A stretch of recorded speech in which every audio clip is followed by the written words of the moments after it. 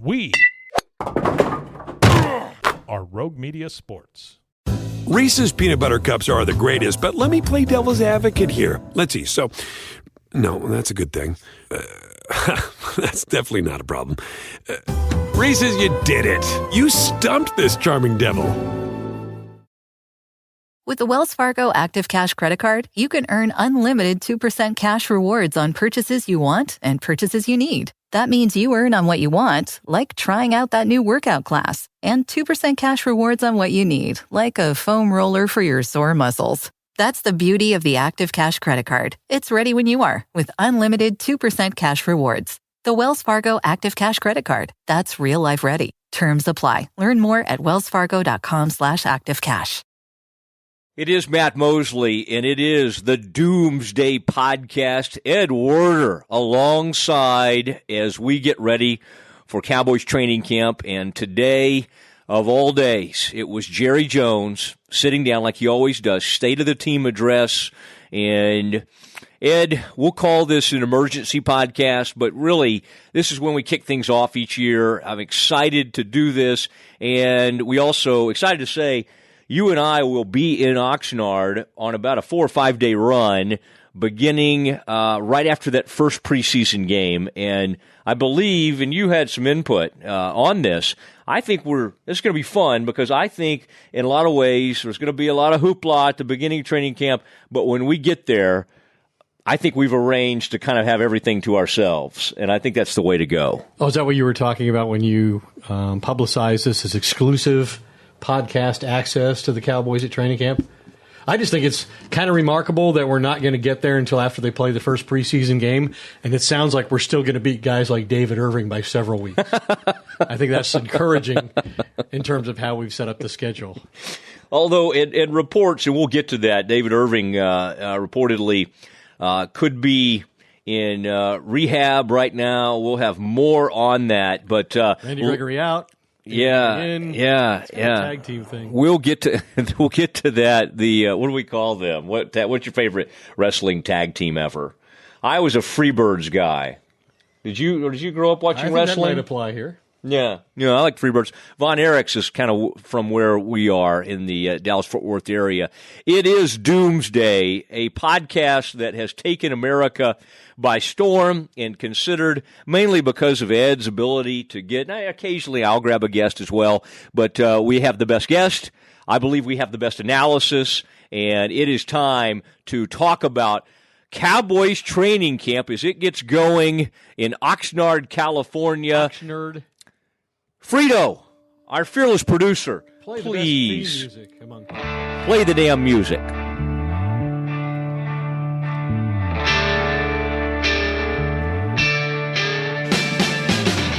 And it is the Doomsday podcast, so pleased to be back with you. And, of course, we'll be with you throughout training camp and then throughout the season. And so many sponsors lining up. There's a chance we'll be doing this in front of a live audience sometimes this fall. That could be fun. Ed, do you mind getting out in front of folks? Is that fine? Or usually you like to be at a comfortable studio? Are you good being in front of a live studio audience? I'm very accustomed to talking to inanimate objects. I think that's my specialty, speaking at a red light. A camera, maybe sound tech, and a photographer, Bob Humphrey. I used to like speaking to Bob, who was shooting this for me. So glad we could get Bob involved. I think we'll be able to handle the live audience component. Yes. And I want to thank, first of all, we'll get to a couple other sponsors that are with us this year, but Hodges Capital used to be kind of known as the Hodges Fund. Craig and Clark Hodges, two brothers that, by the way, attended Baylor University back in the 80s. One of them played football at Baylor, in fact. But so at least three Baylor alums have made it big. Well, Wingo, both of them. Yeah, both of these guys. But Hodges Capital has become a great partner, and I want folks to look into Hodges Capital. You can find them online. You can find them, Facebook. There's a lot of different ways. Twitter, but high wealth management, and I believe most of people in our group. I don't think you have to have as much money as Ed. Can my salary for this go right into the fund? These folks, certainly. We'll put it right in there. But Hodges Capital, an incredible group that they've been in downtown Dallas over there near the Crescent on Maple for years. area. Go see them. and so happy that they are part of this thing. Okay, Ed, let's get right to it. Big national news. And there is always national news coming out of the Cowboys, but boy, this is gonna get it because the president's involved. And sadly, and we will get to some of the players. I know a lot of you are like, talk about the roster. What about the receivers? I promise you, there will be time for that. But as only Jerry Jones could do, he talked a lot and talked in circles, and he talked some about how the anthem, Ed, was tabled. Some of the talk, they came out with the solution, which wasn't a great solution, and I think finally the owners realized it, that they would, anybody who basically wanted to protest the anthem this year, they could stay in the locker room, and they just couldn't do it during the anthem. I mean, they stayed in the locker room during the anthem. That could be their form of protest. But anybody that came out to stand during the anthem was going to stand.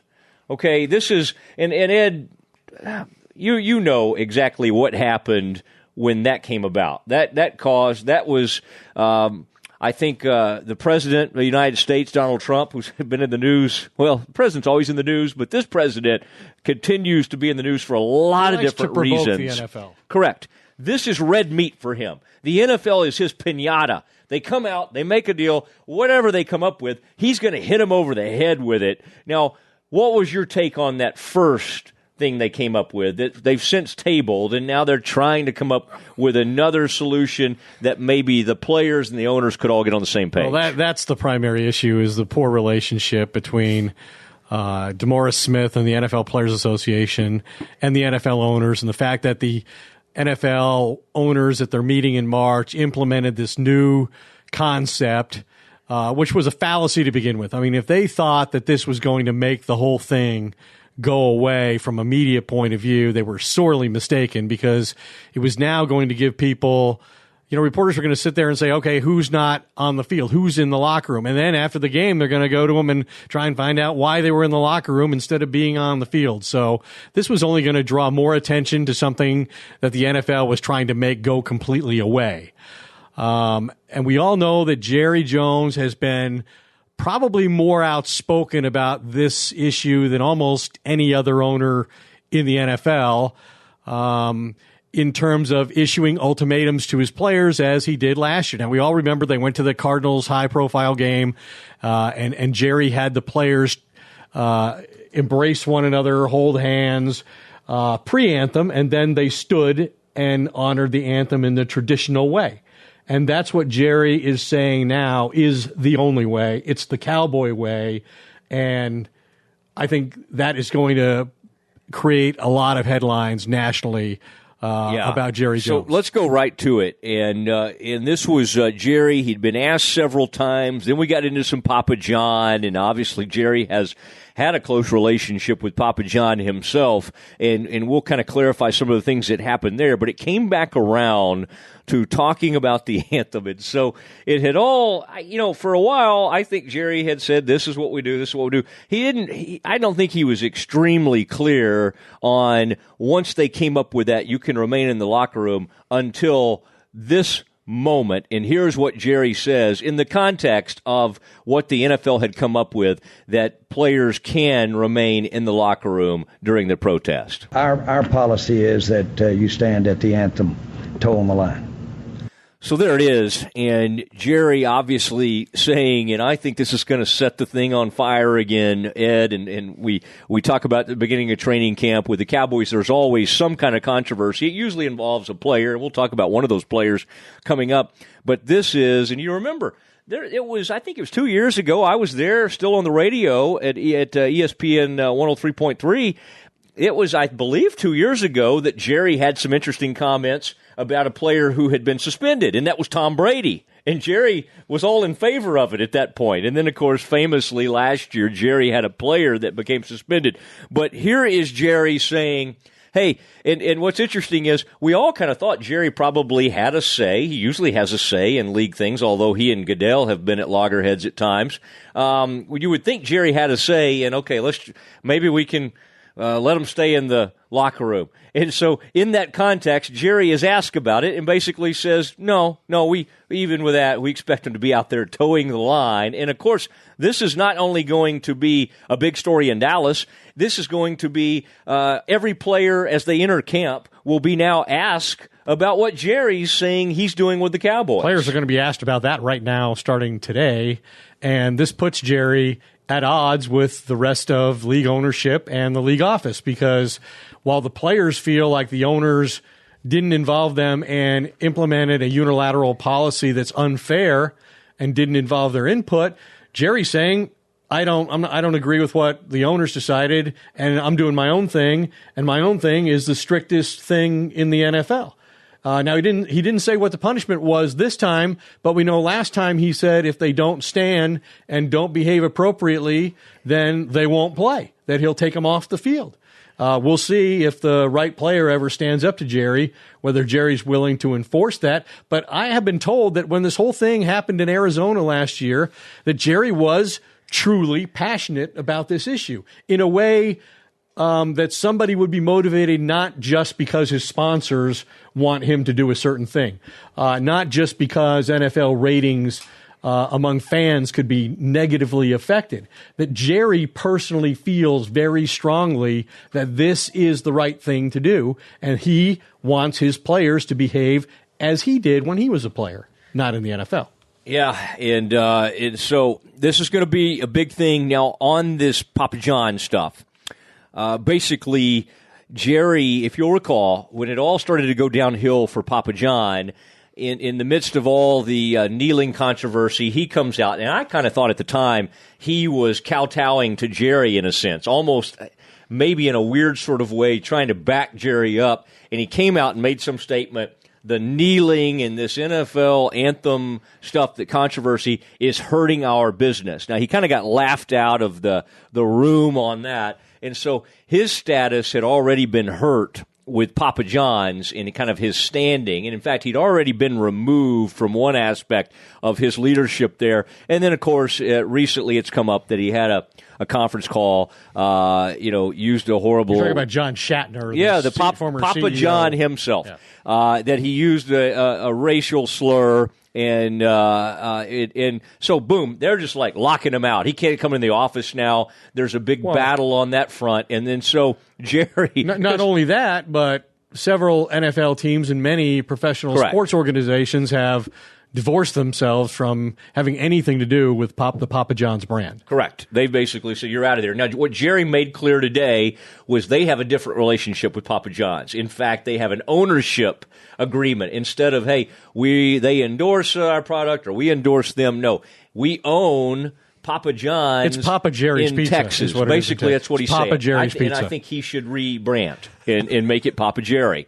And so today he threw down the gauntlet. No, we need to turn this around because thousands of employees in Texas and thousands of customers are being impacted. So today was Jerry's day to kind of clear this up and go, no, it doesn't really have. He's like, I know John wishes he'd said it differently, but we own this thing. We'd like to have a do-over. Wouldn't we all like to have a do-over? Yeah, have some. I think he should have some do-overs there. Now let's get to other big news. The great thing about Jerry and the Cowboys.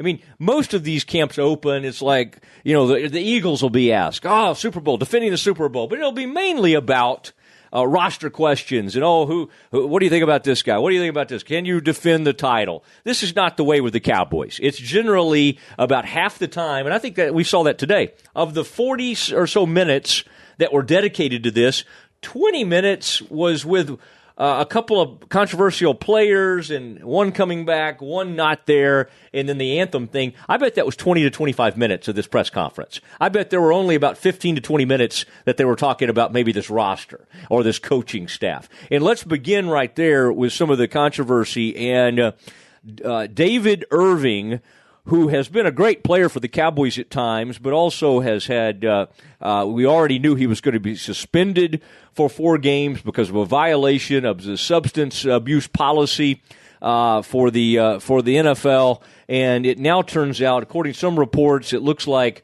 for various reasons. One report says it's because of he has full custody of his kid, and his absence in Oxnard has something to do with this. And let's listen to Jerry explain a little bit of where exactly David Irving is and when he may return to us. David Irving is dealing with off-the-field issues, and he's by agreement and design. He's not here. He's really in special areas of his addressing his issues.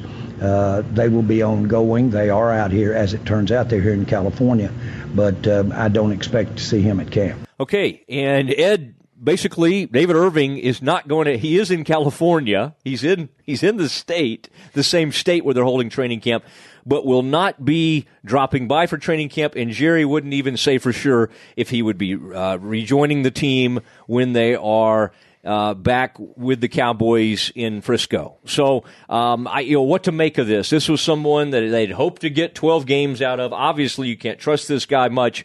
So, a long-term contract. They'd already decided probably not to do that. They did the second-round tender on him, which means he's owed a little close to, $3 million this year, a little under $3 million on a second-round tender. And so, they still would like to get something. But now, Ed, it looks like whether it's, as some of these reports indicate, rehab, whatever he's dealing with right now, it might be quite a while before they get anything from David Irving this year. And what's crazy about this, we knew that he was going to miss 4 games, but even the Cowboys are used to having suspended players. I mean, they do it like every year. They have like 2 or 3, it seems like.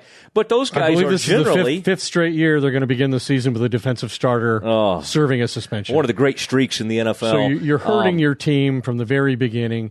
We all know that if you can't rush the passer in the NFL, you can't succeed on defense. They already have a questionable defensive line situation, and David Irving significantly adding to that, especially when you keep in mind that he missed the end of last season with that concussion situation that he had. Then he missed almost all of the off-season program, including all of the OTAs, because he was out of shape, and they didn't want to risk putting him on the field. And he had these personal issues with trying to gain custody of his daughter. And now to find out that he's seeking help for a substance abuse issue that contributed to him getting suspended, he's going to miss all of training camp and then 4 games. I mean, what kind of shape could this guy possibly be? Now, I know he's a freak athlete, and that's the reason they're tolerating this as it is. But let's take a look at Randy Gregory. Okay, Randy Gregory, because David Irving is now involved with the same people who helped lead Randy Gregory from the suspended for a year list to being eligible to play again in the NFL. He has been fully reinstated. And the same people that took over Randy Gregory are now trying, with the authority of the Cowboys, to try to help David Irving overcome his personal demons as well. When they got Randy Gregory, former second-round pick, on December 15th, when this new group took charge of him, he weighed 198 pounds, is what I was told. He has spent. He's like 6'5" or 6'6". He's a tall guy. I mean, Ed, I'm dying to get down to 198. Whoa! He was doing 4 hours of counseling every morning, 5 hours of AA meetings 5 days a week, so 9 hours a day that he was working on this issue with this new group of people that the Cowboys support. And so now he reported, obviously he didn't do the conditioning test. Jason Garrett said he weighed 242 pounds. So that's still pretty light for a defensive end. That sounded extremely light to me. And to put it in context, the new first-round linebacker probably weighs in right now about 260. Right. A guy who's going to play middle linebacker for them. And a real defensive end would weigh significantly more than that in a 4.3. And there's still a lot of questions about Randy Gregory and whether he's ever going to be a productive player. First of all, he's got to demonstrate that he still has the unique physical ability that caused the Cowboys to draft him in the second round as the 60th overall pick.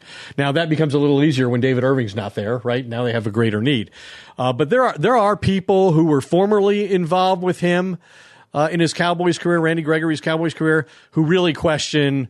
And quite honestly, I was told that these people doubt he can remain eligible for anywhere beyond 3 to 6 games. That at one point, before he got reinstated, he was close. He was within 2 months of completing the NFL's criteria to be reinstated and escaping the drug program entirely. And he smoked marijuana and was caught again. And so that's how he wound up getting suspended for a full season. So this is a guy who has not demonstrated since he was at Nebraska and flunked numerous drug tests and flunked at the scouting combine that he can remain in compliance with the drug testing program, and he can be tested up to 10 times a month for the next several years. So I think there's still a lot of question about Randy Gregory, and now we've got David Irving in a similar situation potentially. It is, and Ed, what you just heard about Randy Gregory is one of the reasons you come back to this podcast time and time again, because Ed provides some behind-the-scenes information that you won't get from anybody else, and always appreciate that from Ed. Ed, one other person I appreciate, we have another sponsor, and by the way, they're lining up, and I'm so happy that that's happened, but I want to send people to the Auto Lease Lady. Okay, Marie, friend of mine, she has put my wife in a brand new 2018 Honda Pilot. Ed, someday put your wife, or Frito, put your wives in a Honda Pilot. Oh, my Since we're partners goodness. in this, shouldn't both our wives be in Honda Pilots? We can do that. We don't all have to be in the same vehicle, I don't think. Oh, okay. But this is a beautiful car. Meredith has loved it. And this is Auto Lease Lady. Go to the Facebook page or go to her website, which is autoleaselady.com. This is sort of a male-dominated business. I don't know if you guys have ever noticed the car industry, car salesman, leasing, all this kind of thing. She is the Auto Lease Lady. I want you to check her out, and she is a proud sponsor of the Doomsday podcast. Now, Ed, let's continue looking at what Jerry said today. It is his annual State of the Cowboys address. It happens on the first day of training camp. Practices will start tomorrow. Today were some of the conditioning tests. It did sound like, just a little housekeeping, the only people, they'll really bring Randy Gregory, who Ed was just talking about, along slowly. He did not participate in the conditioning test, according to Jason Garrett.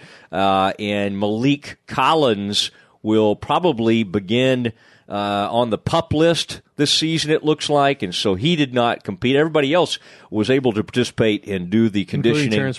Including Terrence Williams, who Jason Garrett said because of his foot injury, they will bring him along slowly, but it's nice to know he was able to. Don't they bring everybody along slowly now?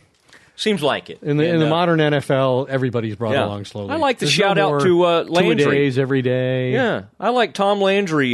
He was ahead of he got him out to California and kind of got him going, and Jerry said that helped with maybe some of the, quote, soft tissue issues that they have with players now. I seem to remember going to Austin and the grueling heat and the physical 2-a-days of Jimmy Johnson, and the Cowboys won 3 Super Bowls in 4 years. Well, Landry seemed to work out. Won a I think Jimmy was ahead of his time. They went to 1 million NFC title games, so I don't want to. They only won 2 Super Bowls. Jimmy won 3. I just said he won a couple. He won 2. I know. Barry won a third. We do not need to put down Tom Landry. We want to. people to keep coming back. Okay, I do want to talk a little bit about this coaching staff. Speaking of coaches, yeah, we got Jason Garrett back here. Boy, a lot of praise for Jason. I tweeted something out earlier. Ed, I always love it when you correct me. You said, Matt, you had the wrong context. What did I do? I deleted it immediately, even though I think it really would have gotten a lot of retweets. Because you basically... It's okay. We don't need to talk about what I did. I misheard something. I don't know. I like bringing up my mistakes from time to time. You wanted a do-over. I don't want to expand. I like a lot of do-overs in life. We need to hear this, and then we'll react to it. But this is Jerry discussing why he's excited about this season and what that has to do with this remade or revamped coaching staff. Bottom line is that I put the coaching staff right at the head of my list as why we ought to get excited. And I think we're not only that, putting something in place for this season, but for many seasons to come. So I don't know, Ed. I mean, when you talk about reasons for excitement around the Cowboys, I don't think a lot of Cowboys fans and a lot of our listeners would start with Garrett. I know Garrett's kind of sitting right up there by Jerry. Jerry hit on some of the position coaches, changes, and that kind of thing. And we will hear Jerry, and I tell you what, and we'll get to it here in a second, about what Jerry thinks of whether there's a hot seat or not. What do you make of that, Ed? It's hard for me to get too excited. I do like the new wide receivers coach, Kellen Moore. I mean, I'm a big Wade Wilson guy. I know Wade may join us a couple times this season. I hope he does. I'm not. I don't think this staff doesn't bowl me over any of the changes. Jerry's excitement over this staff, did that grab your attention at all, Ed? Well, I think Jason Garrett's continued presence here, when he's only made the playoffs twice in 7 years, is the reason that most fans are pessimistic about this team. Even those who think highly of Dak Prescott and the offensive line and Ezekiel Elliott and the potential that they have are pessimistic because of the coaching staff that has failed to meet expectations, I would say. There are 7 new head coaches in the NFL, but the Cowboys retained Jason Garrett. There are 31 new coordinators in the NFL, the most turnover in the past 5 years, and the Cowboys kept their offensive coordinator, Scott Linehan, and their defensive coordinator, Rod Marinelli. My issue with Jason Garrett is there's just no consistency with the Cowboys as coached by Garrett. There was a period of consistent mediocrity early on, but now the Cowboys have lapsed to a point where they go from 12-4 to 6-10 to 13-3 to 9-7, and their success all depends on injuries and suspensions, and they're already dealing with suspensions now. So I think the only thing we know for sure is when it comes to Garrett, that if the Cowboys do make the playoffs, they won't sustain any success in the postseason. That's the way it's been. We've seen 2 teams in the NFC East win Super Bowls since Garrett became the head coach, both the Eagles and the Giants, and the Cowboys have only made the playoffs twice. So I would tend to think that for all Jerry said about how well he knows Jason and he knows him better than anybody else in football, and that he's gotten better every year in ways that other people just can't see. I think he's just justifying a decision he made because it was going to be too expensive to change head coaches last year and because he didn't like the group of candidates that were available to him. I think you're right. It almost, when Jason's sitting up there with him, it almost seems sometimes like patronizing. Like, we love Jason, and it almost seems a bit forced. If you ask me, I want to hear this about Jason. You knew the question would come up at some point. It is always kind of funny to start the season with this question, but it's true. A lot of people have the opinion, now some people I've heard say, if they don't make it to the NFC title game, or if they don't, he's done. And let's hear Jerry when asked the question about Jason Garrett's future. Jerry, it's been a few years since we've asked you the question, and maybe you kind of already answered it, but is this a playoffs or bust year for Jason? No. That's the best answer I can give and the fairest. Thank you. So the answer basically is this put up or shut up season, playoffs or bust, I believe is obviously the way it was asked. And Jerry says no. And then Jerry says something along the lines that was probably smart of Jerry to say. That's as fairly as I can put it. And then Rich Dalrymple jumps in and shuts down the press conference. As we call it. Yes. And, but I think if you remember, when I interviewed Stephen Jones for us at the owners' meetings, Stephen basically eliminated all the excuses for Garrett. He noted that the Eagles overcame a bunch of injuries, including one to their franchise quarterback, and won the Super Bowl. And Stephen really made it clear that as much as the Cowboys have supported Jason, that he's going into a season having lost the benefit of doubt collateral that he's had all these years. That Stephen and the Cowboys internally believe that they've accumulated a group of players that's capable of being consistently in the hunt for a Super Bowl, and that they weren't last year, and that if that happens again, I think there'll be consequences. Yeah, I'll believe it when I see it. It's always risky business trying to predict what Jerry will say and do. Because what you said earlier, once he is very comfortable with this head coach, and he thinks back to, there's a couple times he fired coaches in his mind too quickly. You mentioned Chan Wade. Gailey being one of those guys, and I think I think Jerry thinks back over those times. And he even mentioned Wade Phillips and noted, the next year virtually by himself, not to, offend anybody else in Denver, but basically he went to Denver and won the Super Bowl by himself. With a great defensive performance against Carolina Panthers, Denver won Super Bowl 50, and Wade was the defensive coordinator, and Wade was the defensive coordinator last year when the Rams turned it all around and made the divisional playoffs. That being said, Wade himself told us when we interviewed him as he was selling his book at Barnes & Noble off Loop 12 that he's not a good head coach. Yeah, and boy, I think with age sometimes, Ed, and I'm still an extremely young man, so I don't really know how to speak to this, but with age comes some wisdom, and Wade used to sort of challenge that and be pretty thin-skinned. He's still a little bit thin-skinned, but I think at this point he's had enough success as a coordinator that he owns it and goes, it's okay. It's okay to be considered one of the great coordinators of all time. There's nothing wrong with that. And that's not a bad way to go through life. And he's still coaching. He's still a coordinator at age, what would he be now, 71, 72? How long ago we do that podcast with him? Still a better winning percentage than Landry, he said. He does like to point stuff like that out. Okay, now let's talk about a few players on this team, namely the running back. And going into last season, obviously we remember so much of last season had to do with Zeke. We basically earned, I had already gone to law school, but didn't quite finish. Ed, I think we both almost had our law degrees by the time we spent so much time last year with Michael McCann and that whole group. Who's our other buddy? Wallach. Daniel Wallach, big-time attorney. Hope Daniel doesn't hear this and realize I couldn't come up with his name. But Daniel, what a guy, and what a job he did on that particular story.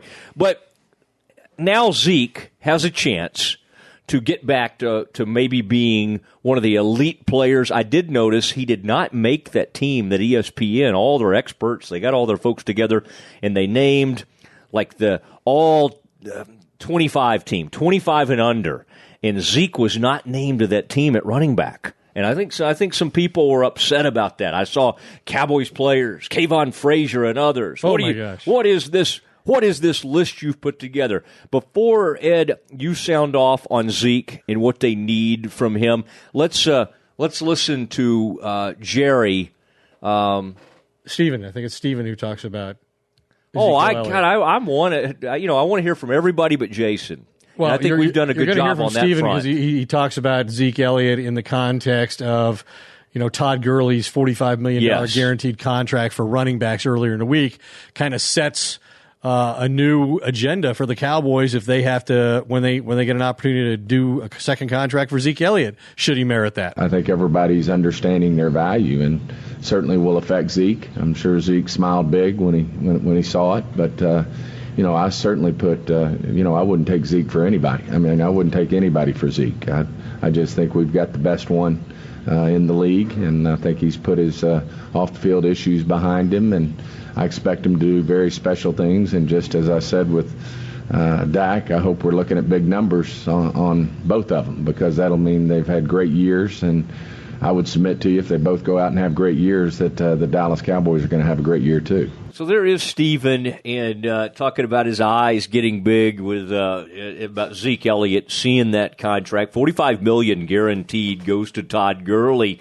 I would just say this, before Zeke's eyes get too big, and you and I were tweeting about this the other day, just in perfect concert, Ed, that you might want to look at DeMarco Murray, who had one of the most remarkable seasons in the history of the Cowboys at running back, and that did not earn him set the franchise rushing record, some kind of lucrative extension from the Cowboys, and he ended up getting some great money elsewhere with the Eagles, and then that didn't really work out, and he went on to the Titans, and now he's retired, and we know how short the window can be for running back. So I think what will happen if the Cowboys are like they were, even dating back to Emmett. You covered Emmett back in the day.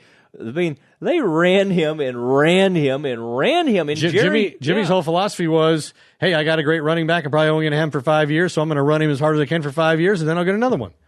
Now, He didn't do that. Emmett obviously played 16 seasons or whatever it was, and retired as the all-time rushing leader in NFL history. But I think I tend to agree with Stephen Jones on his evaluation of Ezekiel Elliott. I think the guy is as good a player at the running back position as there is in the NFL. I mean, people argue for, Le'Veon Bell, or the Cardinals running back, David Johnson. But I think the guy is really unique. I think he's totally justified on the field when he plays their investment of the 4th overall pick. The thing he's got to get right, though, is he's got to be available on a consistent basis. He's as responsible for anyone for the season the Cowboys endured last year, and that can't happen anymore. And he's got to show better judgment, and it's a joke that they're talking about him being a leader just because 2 other guys are gone. He's got to show availability on a consistent basis first. But he's a great player. He's a tough runner, and he ought to be highly motivated by the money that's Stephen Jones is figuratively waving out there now after this Todd Gurley contract. I mean, Zeke Elliott's like 8th in the NFL at the running back position in salary. He gets $6.2 million this year. Todd Gurley's getting about $14 million. Yeah. I hope you and Frito will take that same attitude with the money I'm waving in front of you guys this year. I hope that, much like Zeke, this you'll continue to play for it as I just kind of wave it out there in front of you.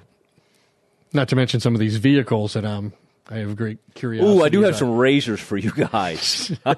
From Harry's?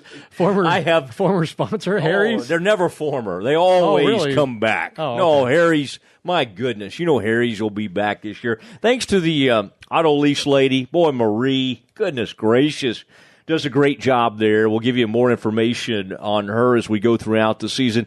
And then Hodges Capital. Oh, man. Those guys will take care of you downtown Dallas, and just incredible folks who have a wonderful partnership with us now, and I'm hoping they will join us at training camp. At least one of the Hodges brothers will be out there. Do they have the ability to fly us out there? Do they? On a private plane? Oh, yeah. Yes, they do. I don't think they'll do it. That doesn't seem like. I think they like us. I don't know if they like us to that extent. But Ed, I'm excited to be doing this again. Man, this is going to be great. And some of the things we're going to be doing this season have me really, really excited about some of the places we're going to be doing shows from. I like that Frito, our producer, has expanded. He's got more and more studios. We're at his new studio out in Allen today. Making Always me drive fun. farther and farther. Oh, Ed, you're not one to ever complain, and so I'm glad you were fine doing that today. Do I get more gas mileage money now? Yeah. What do you pay per mile? We'll continue to look at that, about 30 cents. Hey, and as we talk about going to training camp here in 2 weeks, I think people should keep in mind what we accomplished out there last year. I thought we had some of our greatest interviews. I mean, we sat down with Jason Witten for a half an hour and talked about everything relevant to him in his career, and Darren Woodson and all of the controversial things he said about the Jerry Jimmy split and how he's still bitter about it. And they could have won 4, 5, 6 Super Bowls. So I think we'll that's our standard for going out to camp this year. I've lowered my standards. That's a little that standard's a little too high. But I think we'll have a good run. I mean, this franchise doesn't have a lot of star power. It really left, doesn't anymore. But we're going to find some people to talk to. We just got to get Jerry. If we just get Jerry, we can get Jerry. Great. I guarantee that one. And then if he does Hanson, how can he not do us? I don't know if he's promised to do Hanson this year. He's on Sunday on Hanson. I think he's had about enough of him. And is Hanson even going out there? Hanson doesn't even do the 5 o'clock, 5 or the 6 now. He just kind of barely goes in. It is Matt Mosley, Ed Werder, and it is Frito Nation Productions. It's Doomsday Podcast. Be with us all year. Thanks to everybody. Good night, everybody.